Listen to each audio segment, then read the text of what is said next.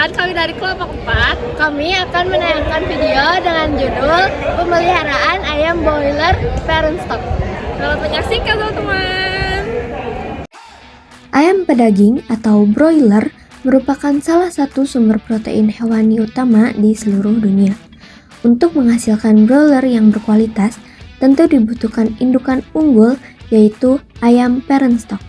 Parent stock adalah generasi ayam yang bertugas menghasilkan telur tetas yang kemudian akan menghasilkan ayam pedaging. Karena itu, pengelolaan ayam parent stock sangat penting dalam menjamin produktivitas dan kualitas ayam pedaging di tingkat peternakan. Untuk mencapai hal tersebut, diperlukan manajemen pemeliharaan yang baik, dimulai dari persiapan kandang, pemeliharaan, hingga proses monitoring dan evaluasi. Mari kita bahas satu persatu bagaimana manajemen ayam parent stock dilakukan secara efektif. Halo semuanya, di sini kita akan membahas langkah penting saat menerima DOC parent stock dari hatchery. Mulai dari pengecekan dokumen, fasilitas yang wajib disiapkan, sampai zona-zona biosecurity di kandang. Proses ini menentukan keberhasilan pemeliharaan sejak hari pertama. Dalam manajemen, kita kenal flock, yaitu sekelompok ayam menurut umur atau tujuan, dan pen sebagai unit fisik. Terapkan zoning seperti steril, buffer, dan high risk untuk menekan risiko penyakit. Langkah-langkahnya yaitu verifikasi dokumen dan sertifikat kesehatan dari hatchery, lalu lakukan pemeriksaan fisik, keadaan box, ventilasi, kelembapan, lalu ada timbang sampel untuk cek berat, catat jumlah mortalitas awal, dan kondisi mata atau tulang. Lalu, segera tempatkan DOC ke area brooding yang sudah disiapkan. Suhu dan pakan air harus tersedia sebelum penempatan. Ada juga fasilitas wajib yang harus diperhatikan, yaitu siapkan warehouse penerimaan tertutup, area brooding siap pakai, fasilitas cuci tangan, lalu serta ruang karantina bila diperlukan. Batasi pengunjung dan atur alur kendaraan agar tidak melewati zona bersih kandang.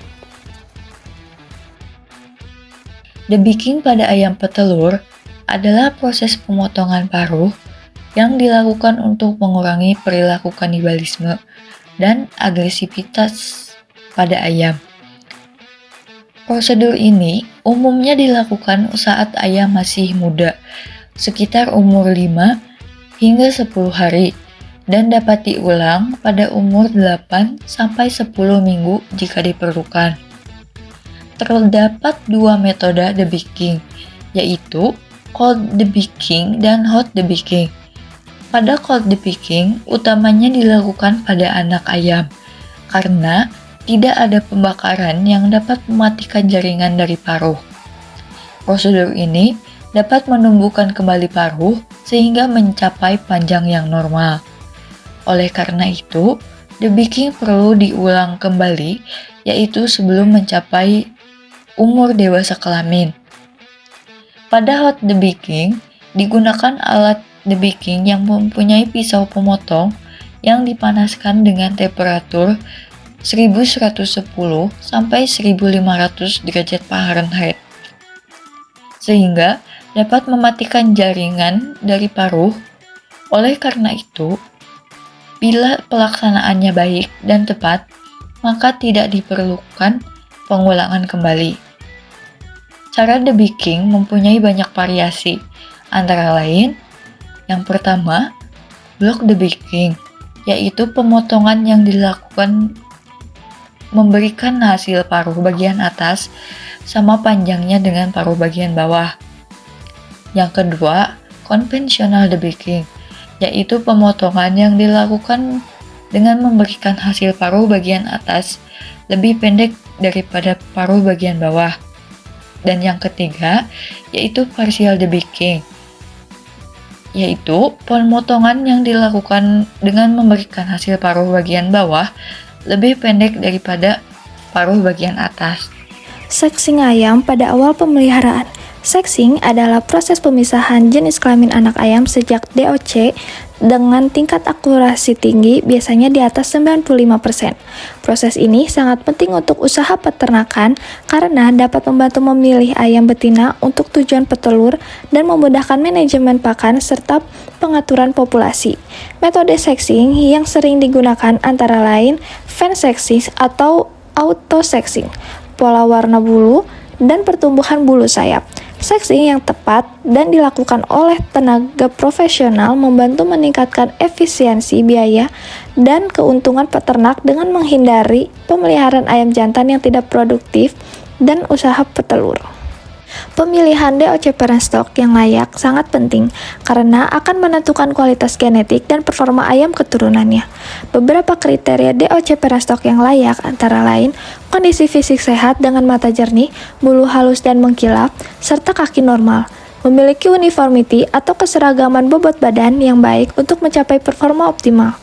Memiliki potensi reproduksi yang tinggi seperti fertilitas dan daya tetas telur yang optimal, bebas dari cacat fisik seperti kaki bengkok, paruh pengkor, atau sayap terkulai.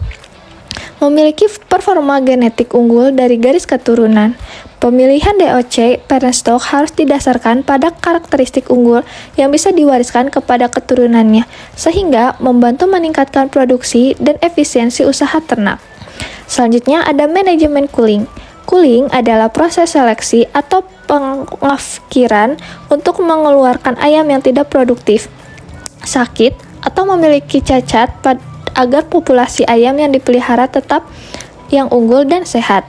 Pelaksanaan manajemen cooling meliputi dilakukan sejak DOC hingga periode produksi secara berkala seperti mingguan atau bulanan. Mengeluarkan ayam yang pertumbuhan badan tertinggal jauh, memiliki masalah kesehatan, atau produksi telur di bawah standar. Memperhatikan data pencatatan seperti feed conversion ratio yang menunjukkan performa pakan dan produksi. Meningkatkan efisiensi dan produktivitas dengan menjaga kondisi populasi tetap optimal. Cooling membantu mempermudah pengawasan ternak dan meningkatkan hasil produksi karena hanya ayam unggul yang dipelihara. Pakan fase starter untuk ayam broiler parent stock. Umur starter biasanya berada di angka 0-6 minggu. Fase ini adalah masa pertumbuhan awal, fokusnya pada pembentukan kerangka tulang, otot, dan organ tubuh. Ayam membutuhkan pakan bergizi dan mudah dicerna. Tujuan pada fase starter yaitu untuk mencapai berat badan standar sesuai umur, membangun sistem kekebalan tubuh yang kuat, dan menyiapkan dasar untuk pertumbuhan fase grower.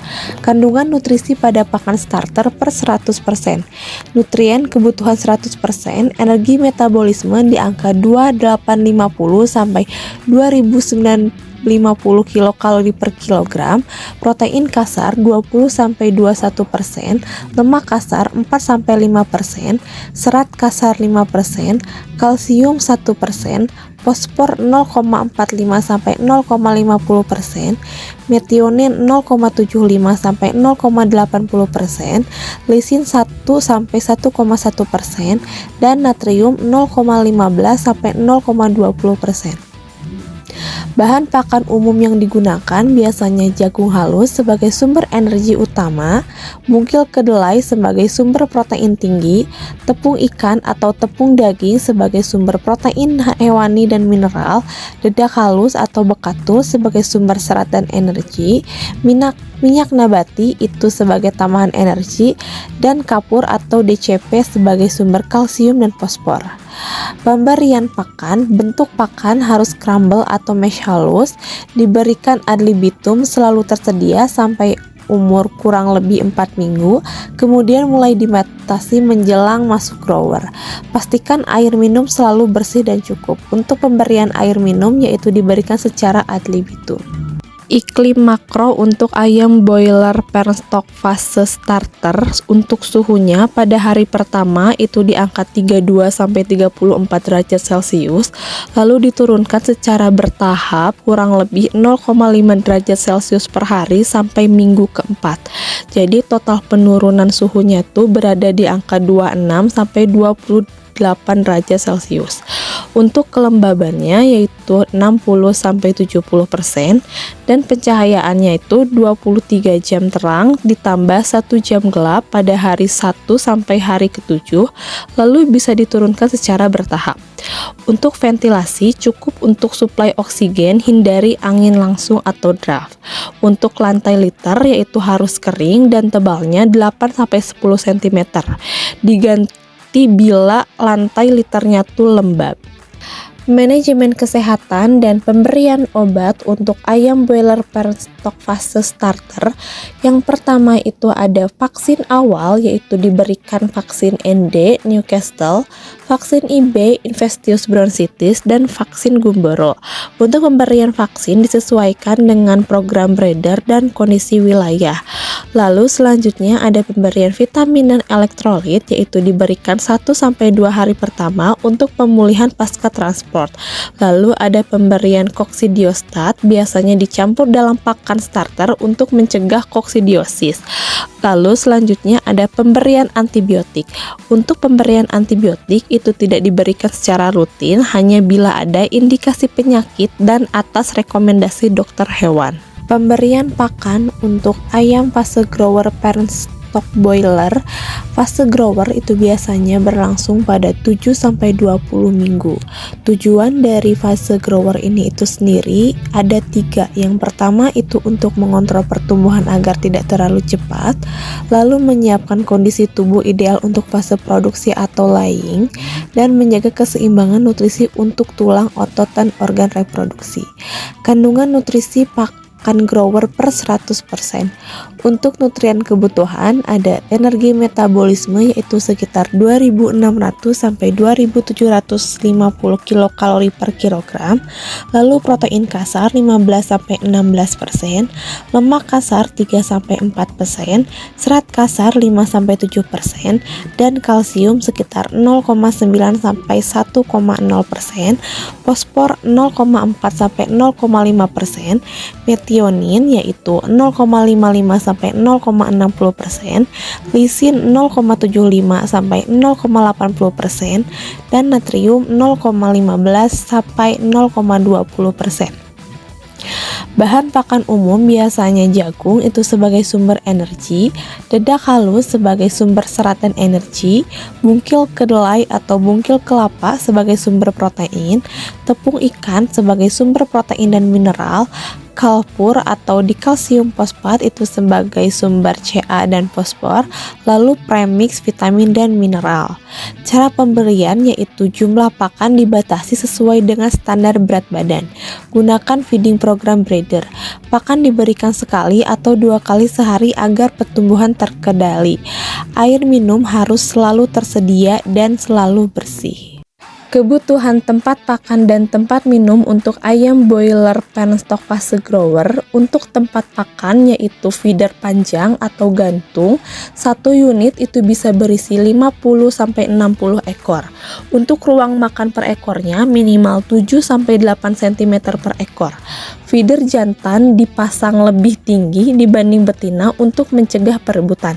Pakan terbatas atau restricted feeding wajib dilakukan untuk mencegah ayam terlalu gemuk dan menjaga keseragaman berat badan serta performa reproduksi.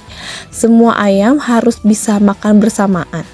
Tempat minum untuk ayam broiler parent stock fase grower itu bisa 2 jenis, yaitu ada nipple drinker. 1 nipple itu bisa berisi 8-10 ekor, lalu bisa juga digunakan bell drinker yaitu 1 unit itu bisa berisi 80-100 ekor.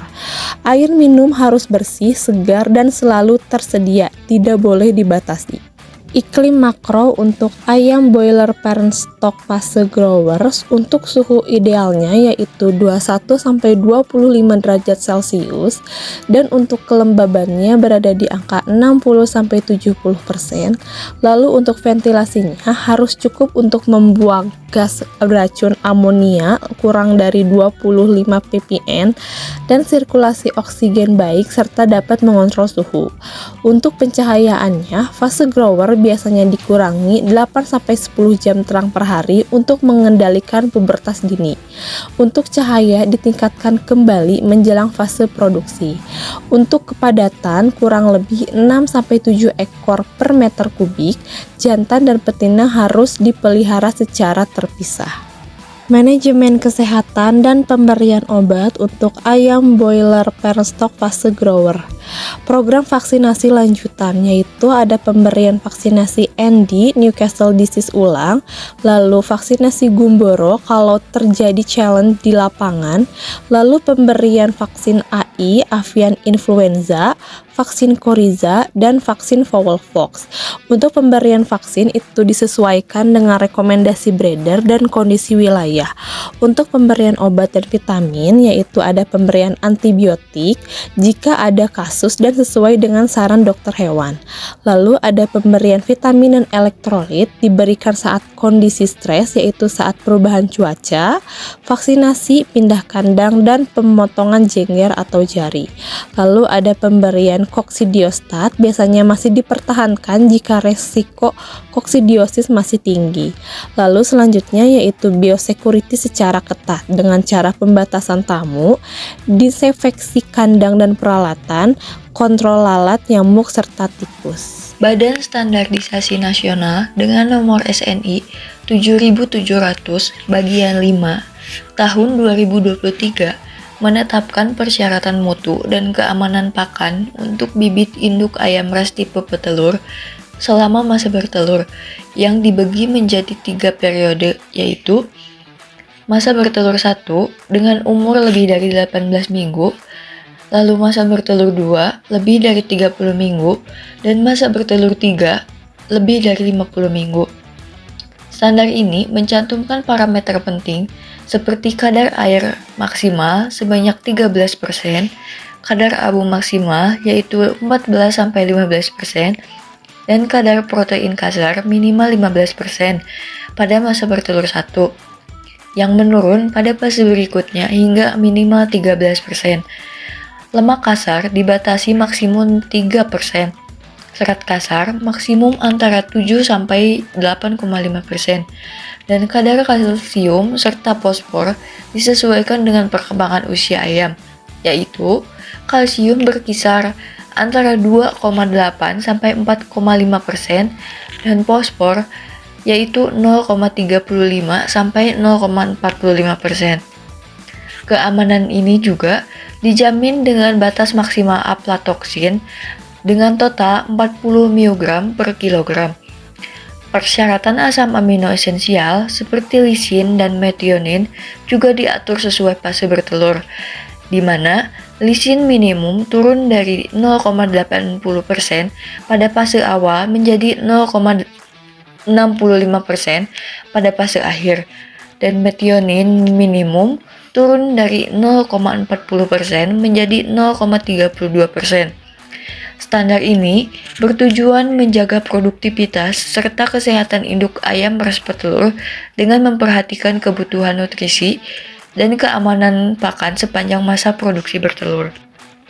Manajemen bangkai meliputi pengelolaan yang baik dan benar terhadap bangkai ayam untuk mencegah penyebaran penyakit dan menjaga kebersihan kandang serta lingkungan. Proses ini sangat penting untuk mencegah kontaminasi penyakit yang bisa menurunkan kesehatan dan produktivitas ayam lain. Beberapa langkah penting dalam manajemen bangkai ayam yaitu: yang pertama, penanganan segera bangkai ayam dengan pengumpulan rutin dari kandang dan area sekitar agar tidak menjadi sumber penyakit.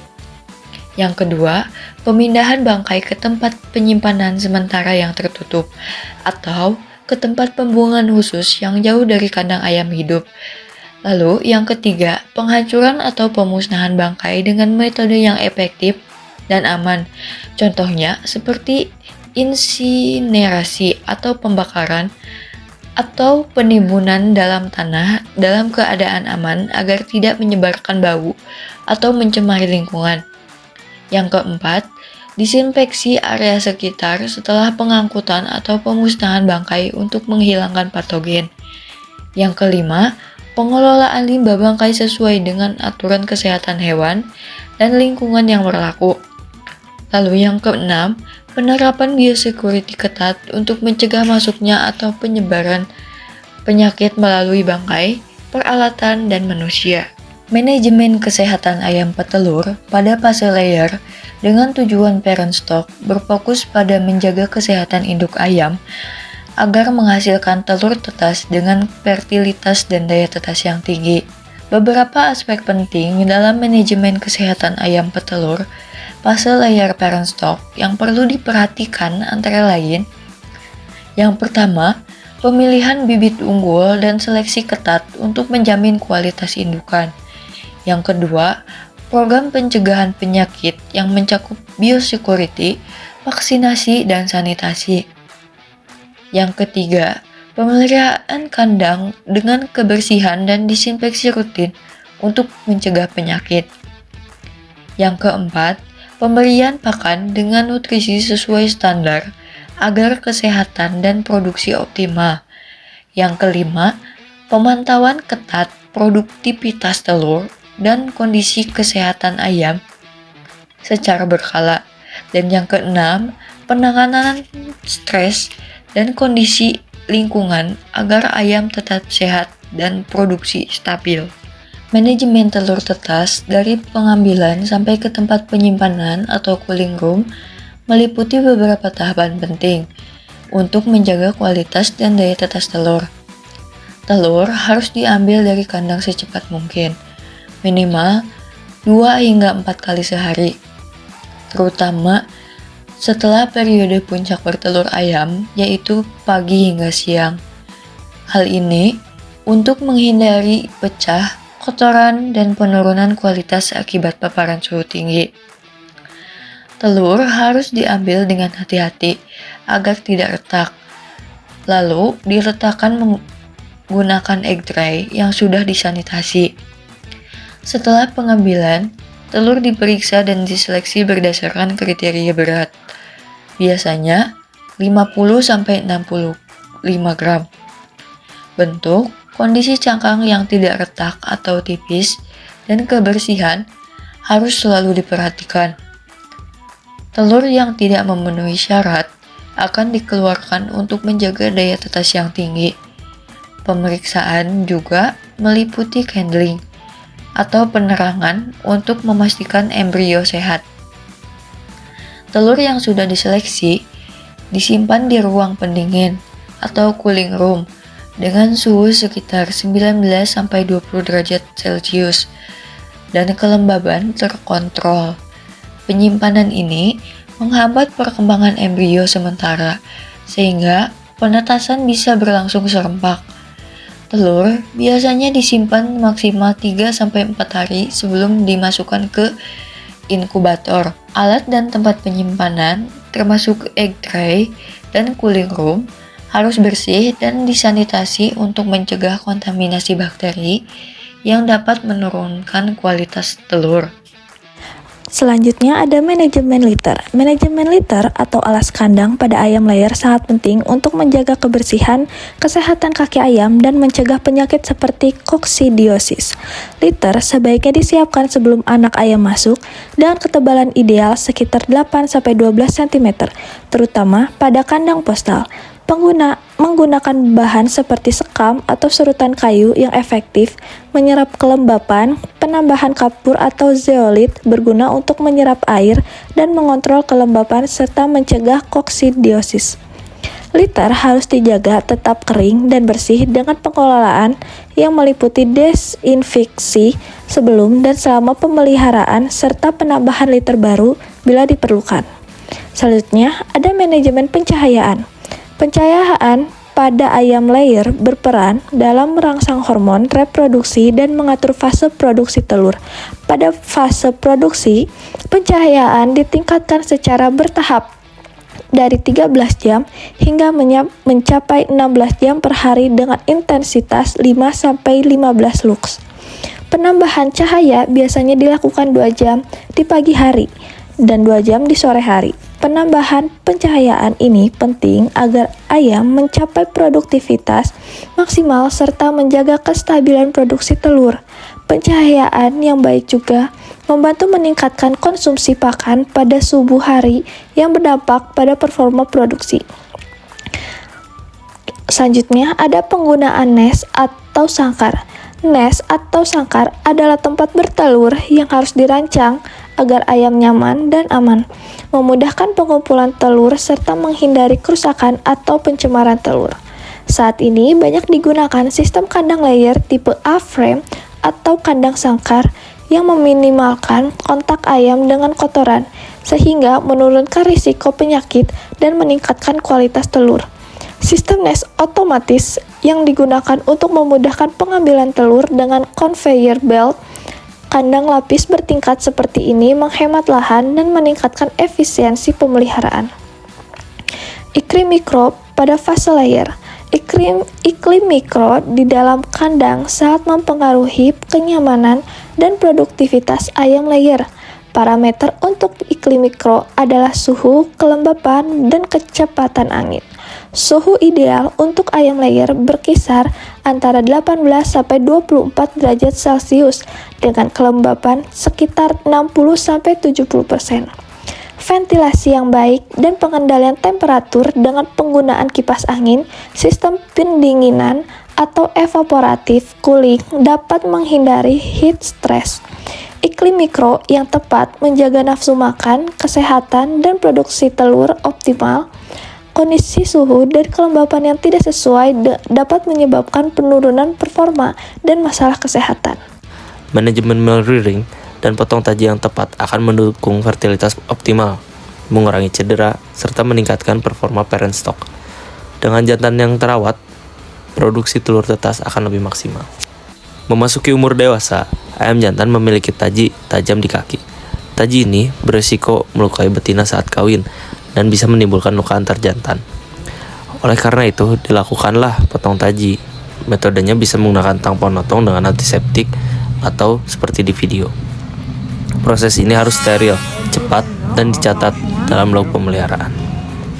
Kebutuhan nutrisi ayam jantan untuk fase starter umur 0-6 minggu dengan protein kasar 18-20%, energi 2.800-2.900 kilokalori, serat kasar maksimal 5%, kalsium 0,9-1%, fosfor 0,45-0,5%, dan lemak kasar 4-6%. Selanjutnya ada pada fase grower umur 7-18 minggu, protein kasar 15-17%, energi 2.700-2.800 kilokalori, serat kasar maksimal 6%, kalsium 0,8-0,9%, fosfor 0,4-0,45%, dan lemak kasar 3-5%. Dan yang terakhir, untuk fase dewasa atau masa produksi, protein kasar 14-15%, energi 2.600-2.700 kilokalori, serat kasar maksimal 7%, kalsium 0,7-0,8%, fosfor 0,35-4%, dan lemak kasar 3-4%. Secara umum, rasio ideal antara ayam penjantan dan betina disesuaikan berdasarkan jenis ayam dan sistem pemeliharaan yang digunakan. Pada ayam petelur, rasio yang umum diterapkan adalah 1 ekor penjantan untuk setiap 10 hingga 12 ekor betina. Sementara itu, pada ayam daging, rasio yang lebih rendah digunakan, yakni 1 penjantan untuk 8 hingga 10 betina, guna meningkatkan peluang pembuahan. Untuk menjaga performa reproduksi, perusahaan harus melakukan seleksi ketat terhadap penjantan yang digunakan. Hanya penjantan yang sehat, aktif, dan memiliki fertilitas yang tinggi, yang dipertahankan dalam populasi produksi. Keseragaman bobot badan ayam penjantan adalah kunci dalam pembibitan. Penjantan dengan bobot seragam lebih sehat, aktif, dan seimbang dalam berperan. Jika bobot terlalu kecil, penjantan kurang dominan dan jarang kawin. Sebaliknya, bila terlalu besar, penjantan menjadi malas bergerak dan sulit mengawini betina. Karena itu, menjaga keseragaman bobot sangat penting untuk kebersihan reproduksi.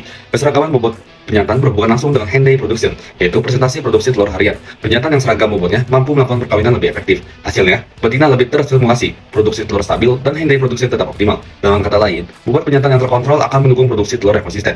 Tingkat fertilitas telur juga dipengaruhi kondisi penjantan. Bobot yang seragam membuat penjantan menghasilkan sperma lebih berkualitas dan frekuensi kawin lebih efektif. Hal ini meningkatkan peluang telur terbuahi, sehingga fertilitas tinggi dan daya tahan pun maksimal. Fertilitas yang baik pada akhirnya akan meningkatkan efisiensi breeding dan hasil produksi ayam lebih menguntungkan. Culling pada ayam adalah proses seleksi untuk memisahkan individu ayam yang tidak memenuhi standar dari populasi utama. Tujuannya adalah agar kelompok ayam yang kita pelihara memiliki kualitas genetik dan performa yang optimal. Proses culling sebaiknya dilakukan saat fase DOC hingga beberapa hari ke depan, ketika struktur tubuh mulai tampak. Dalam melakukan culling penjantan, ada beberapa aspek yang harus kita perhatikan. Yang pertama seperti bentuk tubuh. Ayam dengan proporsi tubuh tidak seimbang seperti sayap atau kaki yang lemah harus diperiksa lebih lanjut. Yang kedua, dari aktivitas atau gerakan. Ayam yang malas bergerak atau tampak lemah seringkali memiliki potensi rendah. Yang ketiga, berat tubuh atau pertumbuhan. Ayam dengan bobot di bawah rata-rata segera mungkin diidentifikasi. Yang keempat, ada kondisi fisik. Bulu, kebersihan tubuh, dan kemungkinan cacat harus diperhatikan. Dan yang kelima, ada tanda penyakit. Ayam yang menunjukkan gejala sakit wajib dipisahkan dari populasi kawan-kawan yang lainnya. Sekian dari kami. kami. Terima kasih. Wassalamualaikum warahmatullahi